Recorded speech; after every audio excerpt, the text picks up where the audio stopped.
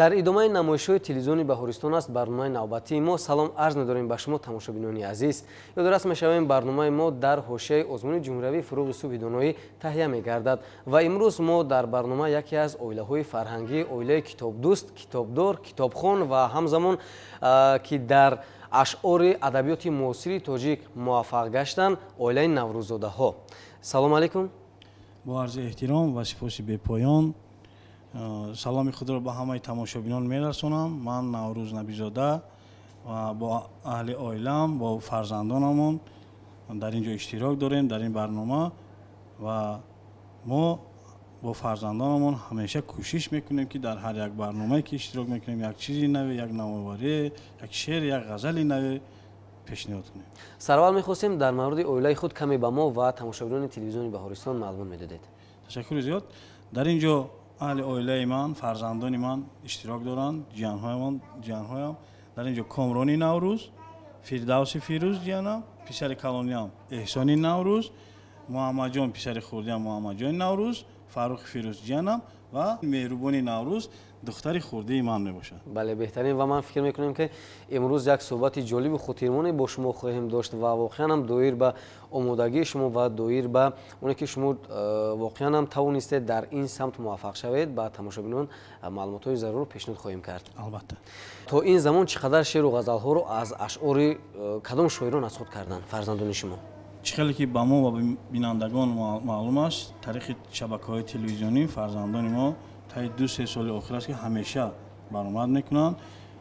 чӣ хеле ки ҳамагон медонанд, Муҳаммадҷони Наврӯз фарзанди писари хурдии ман дар 5-солагиаш ҳамчун ситораи сол муаррифӣ гардид ва дар 6-солагиаш бошад бо қирати 12,000 мисра шеър дар Тоҷикистон сазовори шоҳ-ҷоизаи беҳтарин гардид ва дар 7-солагиаш бошад ҳамроҳи бародаронашон дар шаҳри Ваҳдат беҳтарин хонандаи сол эълон гардиданд, аз рӯи оне ки онҳо ҳамеша фаъол буданд дар ҳамаи чорабиноии сатҳи ҷумҳуриявӣ.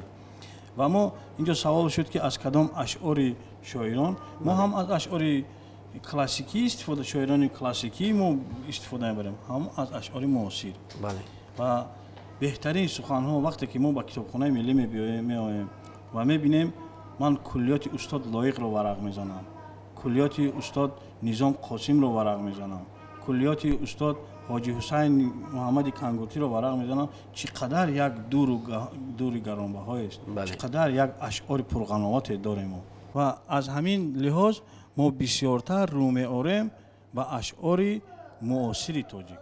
воқеан ҳам шумо дуруст қайд кардед ва нисбат ба Муҳаммадҷон ман чӣ гуфтанистам ки вақте ки аввалин маротиба аз шабакаи баҳористон дар васфи модари нафар шеър мехонданд, ман аввалин маротиба дидам ки шеъри модар фаришта буд, фақат болу пар надошт, шояд ки дошт болу пар аммо хабар надошт. ҳамешаро бо як эҳсосот ба сами бинанда расонид ва ман фикр мекунам ҳар нафаре ки тариқи оинаи нилгун, тариқи телевизион шеърхонии Муҳаммадҷонро диданд, аз чашмонашон ашк ҷорӣ шуд. лаҳза ман мехоҳам ки аз забони Муҳаммадҷон ду мисра шеърро ба сами тамошобинон бирасонем ва баъдан Муҳаммадҷон шеъра идома диҳад. розӣ ҳастед? ман садқаи пичаи сафедат модар, қурбони садои андаебат модар. идомаш чӣ аст? ман садқаи пичаи сафедат модар, қурбони садои андалебат модар. ман садқаи чашми ба умедат модар, ман садқаи дасти чӯбарки бедат модар. модар модар ту ганҷи дунё бошӣ, таскин ба дилу ба рӯзи ғамҳо бошӣ. ҳар раҳгузаре ба ҷои модар нашавад, садқаи табор ба ӯ баробар нашавад. пурғамдиле чун дили модар нашавад. ман садқаи пичаи сафедат модар, қурбони садои андалебат модар. бемодариро ятими танҳо донад, бемодариро шарики ғамҳо донад. бемодариро тифли تشنگی پاد آمد. آفرین به شما محمد جون و یادداشت می‌شویم که هنگامی که ما محمد جون را به تلویزیون باورستان دعوت نموده بودیم کمی خرد بود و حرف ر رو خوب تلفظ کردن نمی‌توانست و امروز چگونه که ما می‌بینیم یعنی از عهده قرائت شعر به خوبی برآمد و الکی حرفا رو نیز من فکر کنم خوب یعنی در جایشون میگذارد. چگونه پی بردید که فرزندان شما کتاب دوستند و میتوانند در این راه انتخاب نمودهشون موفق شوند به زودی؟ ما هر باری که شعر قرائت کنی شعر اجرا کنی آنها رو میبینم و در برنامه‌های تلویزیونی میبینم، در برنامه‌های مکتبی و بیرون از مکتبی میبینم و حس میکنم که آنها یک استعداد فوق‌العاده دارند که استفاده نمیتونن و میخوام باز زیادتر و زیادتر و زیادتر شعر ازبر کنن. بله. مثلا محمد جان 12000 مصرع شعر رو در سن 6 سالگیش قرائت کرد، طریق تلویزیون طرفی رفت و حاضر باشه در برنامه‌ای که با ابتکار پیشوای ملت راه اندازی شده است فروغ یوسف دانایی، احسانی نوروز و فردوس فیروز پسرم و جیانم با زیاده از 10000 مصرع شعر برآمد میکنن و در آنجا دور یکم و دور دوم و دور سوم آنها گذاشتند.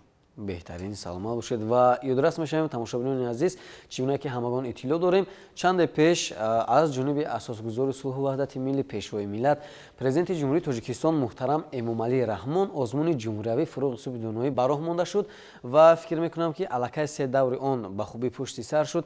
میخواستیم در مورد گزارش دورها کمی به ما معلومات میدادید و از خود اشتراکیان میخواستیم سوال کنیم. با شکرگزاری از این آب و خاک مقدس، از این سرزمین بیشتاسا، از این سرور مهربان و غمخوار، با عرض احترام من احسانی نوروز خواننده صنف 6B مؤسسه تحصیلات میانه عمومی رقم 10 شهر وحدت می باشم.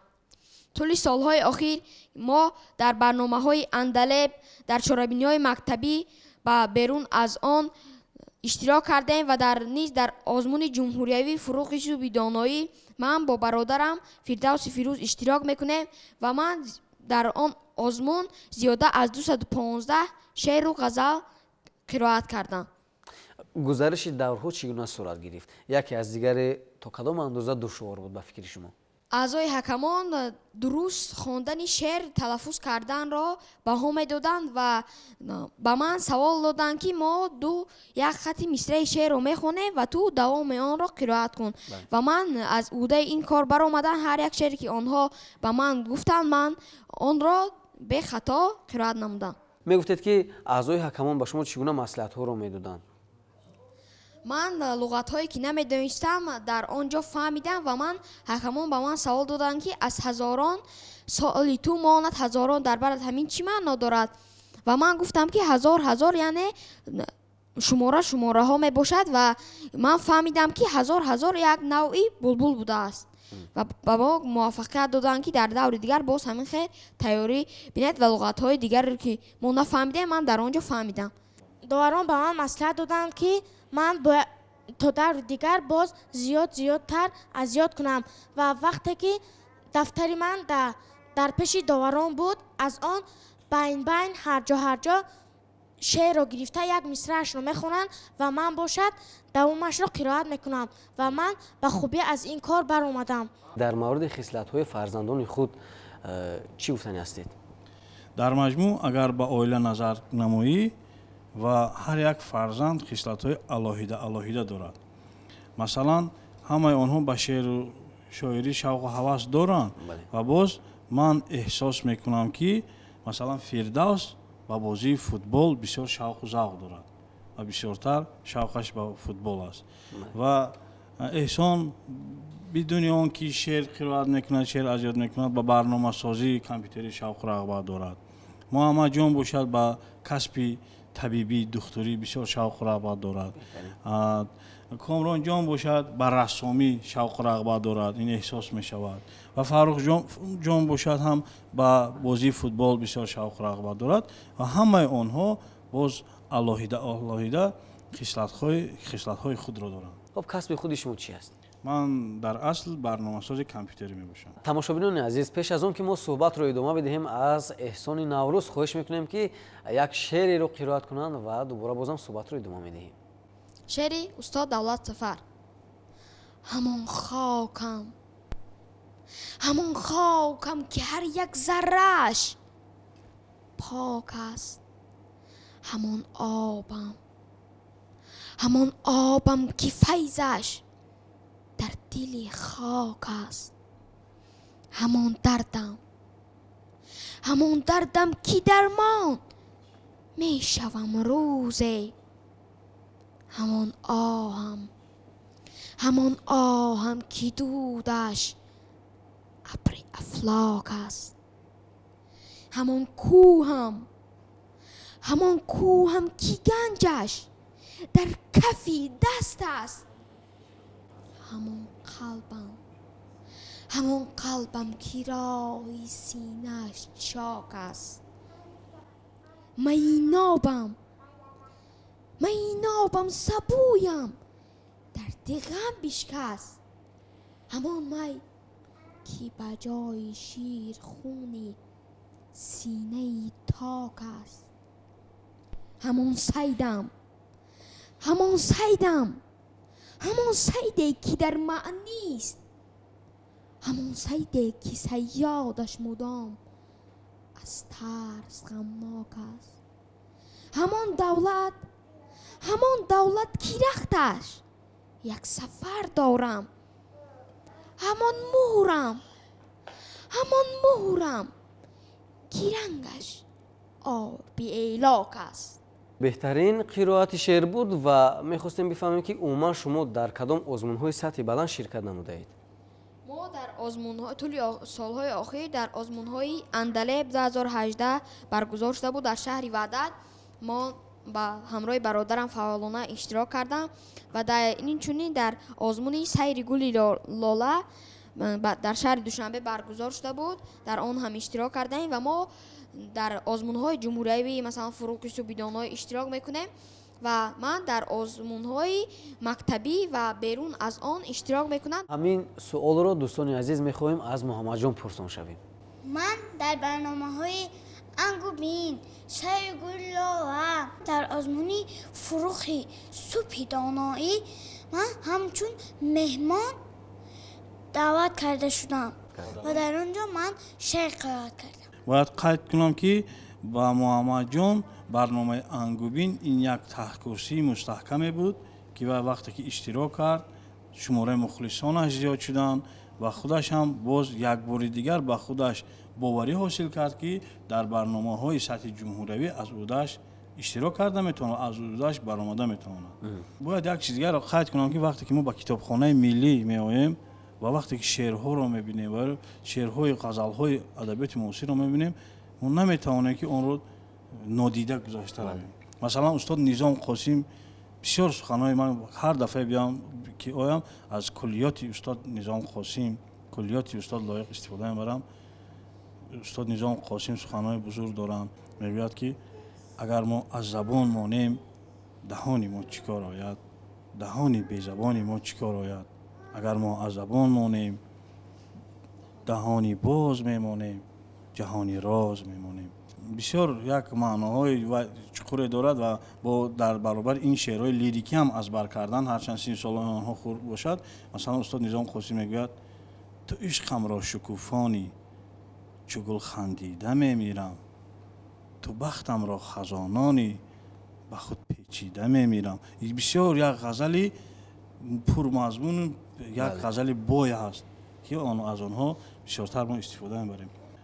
وقتی که ما در برنامه استاد گلنظر کلی دعوت شده بودیم و وقتی که برنامه رو شروع کرد محمد جان، استاد گلنظر با یک وحش اومده، با یک جان اومده از جایش راست خیستند و گفتن که اگر با خودی من همین شعر من رو میدن که قرائت کنم از عهده با این طرز نمیبر اومدم و میخوام که همین شعر رو فرزندان من یک بار قرائت کنم. یعنی با طور یکجایگی این لحظه پیشنهاد تماشابینان تلویزیونی بهارستان گردانند. بله. مرحمت. دنیا منور، دلها مظفر، شادی زند پر مثل کبوتر. در محفلی بخت با هم نشسته سرباز و کشور، فرزند و مادر، دستی به دسته ما با هم هستیم، تا با هم هستیم ما امید خندان در چشم مردم، غم تا دل ما ره میزند گم. ما عاشقانیم با لحن مرغان، ما جان فداییم با موج گندم. دستی به دستیم ما با هم هستیم، تا با هم هستیم ما ناشکستیم.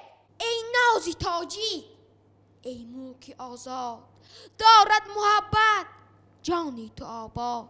تا نور مردی در دیده ای ماست، باده نسازد خاک تو برباد. دستی به دسته ما با هم هستیم، تا با هم هستیم ما ناشکستیم. саломат бошед. мегуфтед ки дар самти васеъ намудани дониш чӣ нақши асосиро мебозад? озмунҳо, хондани китоб, яъне таваҷҷӯҳ ба китоб, ё ин ки диққати падару модар? باید تذکر کرد که سبب اساسی که فرزندان ما بلبل باری به صحنه برآمده شعر قرائت میکنند این غمخواری حکومت تاجیکستان میباشد. مثلا ما سال تا سال احساس میکنیم که چقدر شرایط ها فراهم شده است، شرایط های مساعد بسیار شده است. وقتی که ما با کتابخانه ملی میبینیم مثلا احسان زیاده از 200 غزل رو از بر کرده است. 200 غزل و ما اگر هر یک دفعه که برای یک غزل بیایم زیاده از 200 بار برای احسان غزل برای از بر کردن و نوشتن غزل با کتابخانه ملی اومد میآمد. و در اینجا یک بسیار معامله خوب، معاشرت خوب و یک شرایط فراهم مساعد فراهم آورده شده است که این دوم باره و سوم باره تکان میدهد، آدم رو وادار میسازد که باز زیادتر و زیادتر از این شرایط استفاده برد و باز با فرزندان زیادتر یاد گیرد. وابسته به گفته‌های شما سوال دیگر رو می‌خواهم به شما پیشنهاد نمایم که در مورد مسئولیت پدر و مادر در تعلیم و تربیت فرزند چی گفتنی هستید؟ به شبهه بدون آن که فرزندان ما به مکتب میروند و مکتب میخوانند ما والدان مسئول هستیم، وظیفه‌دار هستیم که هر بیگاه از فرزندانمون حسابات پرسیم که این رو چی آموختی، چی رو از بر کردی. بدون آن که استادان آنها زحمت میکشند، مهنت میکنند، با آنها میآموزند، ما هر بیگاه یک جای جمع شده، هر بیگاه یک جای باز یک در پیش خود وظیفه گذاشته ایم که هر روز باید یک چیزی رو آموخت، هر روز یک نویگری. اگر در این نتیجه هر روزه تمرین های ما بود که محمد جان با 12,000 مصرع غزل رسید. احسان جان از 12,000 مصرع غزل رسید. هر روز برای مسئولیت هر یک والدین است که بالای فرزندان خود باز زیادتر و زیادتر کار کنند. قبل از اعلان آزمون جمهوری فروغ صبح دانایی آیا فرزندان شما همین گونه آماده بودند یا اینکه نه؟ فرزندان ما در آزمون‌های دیگر هم شرکت می‌کردند، اشتراک می‌کردند و باز در این آزمون مسئولیت خود را دهچند احساس کردند. در آنجا برای آنکه آنها بسیار مهربان بودند و آنها سوال‌ها را دادند، سوال‌های گوناگون می‌دادند از هر جای مصرع‌های شعر. مثلا 2 مصرع شعر را می‌خواندند، می‌گفتند که آخر آن را قرائت کن. مثلا احسان شعرهایی که دارد، مثال از استاد کمال نصلا آخرین برگ و 2 ورق یا 3 ورق است. بله. بسیاری شعرشون که 2-3 ورق هستند، 2 مصرع را می‌خوان، باید که در جایش آخران مصرع آن را قرائت کنی. چخیل که حال احسان گفت هزاران تا هزاران، من هم در این برنامه احساس کردم که بعد فهمیدم که هزاران یک نوع بلبل بوده است. بله. من تا این وقت فکر می‌کردم که هزاران این رقم است، اما در اصل یک سخن چند پهلو داشته است. با پدر و مادرانی که با فرزندان خود کم اهمیت میدهند یا که عموما اهمیت نمیدهند چی گفتنی هستید؟ البته من توصیه میدم به پدر و مادران که با فرزندان خود بسیارتر وقت جدا نمایند. حاضر شرایط هایی که هست، البته یک بار با کتابخانه ملی اومده بینن. کتابخانه ملی وقتی که میایی در آنجا با مانند یک طربخانه شده است. میشینی کتاب رو فرمایش میدی و از جای نشته کتاب رو آورده با تو میدن، فقط در اینجا غذای معنوی میگیری. همه شرایط های بهترین همه کتاب هایی که لازم است در اینجا دسترس مینمایی و میتونی فراوان از اونها استفاده بری. شما که در برابر از خود کردن شعر و غزل ها به فرزندانتون کمک میرسونید، آیا در مورد انتخاب کسب آنها چی نقشه ها دارید؟ البته هر یک پدر و مادر میخواهد که فرزندانشون در آینده صاحب کسب باشند، صاحب هنر باشند. خب اکنون سوال من به احسان چنین است که در برابر اونه که شما شعر و غزل‌های زیاد رو از خود می‌نمایید، من فکر می‌کنم خیلی هم دشوار است. آیا خود مراتبه به ایجاد نمودن شعر مشغول شده اید یا نه؟ بله، من بسیار از شعر و غزل‌ها از بر کردم و من بسیار شعرها در برای تاجیکستانی وطن تاجیکستان نیازمون شعر نوشتم و من میخوام این حال آن را یک شعر تاجیکستان رو قرائت نمایم. از ایجادیات خودم. ایجادیات خودی شما هستند؟ بله مرحبا. تاجیکستان ای وطن، پس مادری جانی منی، هم بقا و هم صفا و هم دبستانی منی. میکنم شکرانه از این آب و خاکی تازد، هم بهار و هم خزان و هم گلستانی منی. تا کی باشد جاویدان این ملت و این خلق ما، ملک وحدت شهری دوستی تاجیکستانی منی. موجی دریا آید بود پرشور و پرطغیان مدام، گیسی نارک گیسی راغون روشنستانی منی. تاجیکستان فخر دارد با ابرمردان خود، عینی و میرزا و نصرت قهرمانانی منی. ای وطن نامی تو را با خطی زر انشا کنیم، دور و گوهر مهری مادر پاره جانی منی. دور و گوهر مهری مادر پاره جانی منی. سلامت باشید. тамошобинон азиз, пеш аз ҷанбасти барнома аз дигар иштирокчиён мехоҳем як пораи шеъреро қироат кунанд ва бо ҳамин барномаро ҷанбаст кунем. ربایی از استاد گلنظر کلدی. خدایا چشم به خوابم مرا کشت، لبی خشک و دل آبم مرا کشت. دیگرها در پناه آفتابم، فراق نیمی مهتابم مرا کشت. شعر گلنظر کلدی. عجب دنیا، عجب سودا، عجب دل، عجب ساحل، عجب دریا، عجب دل. بشد شعرم تو را همرازی من، عجب دفتر، عجب انشا، عجب دل. سلامت باشید. در وصف زبان استاد نظام قاسم بسیار خوب گفته است که اگر ما از زبان مانیم، دهانی ما چی کار آید؟ دهانی بی زبانی ما چی کار آید؟ ببین زنگوله های بی زبان را صدا کی می دهند ای دوست؟ اگر چنده که می دارند فادایم دهان را. اگر کس از زبان ماند، دهانی باز می ماند، جهانی راز می ماند.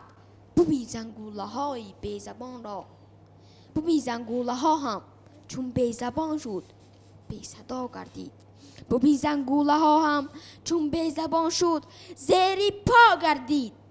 شود زنگوله چون بی زبان، گردد یقین بازی چه طفلان. نآید جز به سنگی دستشان دیگر صدا از آن، و یا آید از آن اجباریم آواز به ضربی چوب. صداهای برون از جمع کند تنها بکلتک کو. شود زنگوله های بی زبان بازی چه طفلان، شود صاحب زبانی بی زبان بازی چه دوران. شعر وطنداری است. همان راهه که پایانش نمیبینم وطنداری است. همان درده که درمانش نمیبینم وطنداری است. بخونی ناف هر خاک شود آلوده جان دارد، تن را به غمی جانش نمیبینم وطنداری است. تنور از آتش و آبی نمکدانش غذا گیرد، نشانی خوردنی نانش نمیبینم وطنداری است. همان مرده که از تیری عدو دارد جراحت ها، ولی چشمانی گریانش نمیبینم وطنداری است. تا زمینی تشنه لب آبی و کارم می شود. در جبینی برزگر آژنگ ها زم می شود. تا برآرد جویه از جویه ها جوی کن. جوی در پیشانی و رخسار او هم می شود. تا درختی بارور گردن نهاله در زمین قامتی بالای مردی دهقان خم می شود. سلامت باشید. بهترین قرائت شعرها بود. فکر میکنم که با همه تماشاگران تلویزیون بهارستان پسند آمد. و در آخر شما چی گفتنی هستید؟ در آخر من میخواهم با سخنان استاد نظام قاسم که در وصف وطن گفته است تا در امان باشد وطن ای همدلان آمین کنید. همین شعر رو فرزندان من قرائت کنم در آخر. باشد. تا در امان باشد وطن ای همدلان آمین کنید. خوشدل شود تا مرد و زن ای همدلان آمین کنید. ای همدلان آمین کنید. باشد زی جمعی ما جدا هر به خود و هر به خدا. به خار باشد تا چمن ای همدلان آمین کنید. ای همدلان آمین کنید. تا بلبلی شوریده دل دیگر نباشد پا به گل بر مردنی زاغ و زغن ای همدلان آمین کنید. ای همدلان آمین کنید. تا از نکونامی ما باشد عزیز و اولیا آسوده در گور و کفن ای همدلان آمین کنید. ای همدلان آمین کنید. تا از نکونامی ما باشد عزیز و اولیا آسوده در گور و کفن ای همدلان آمین کنید.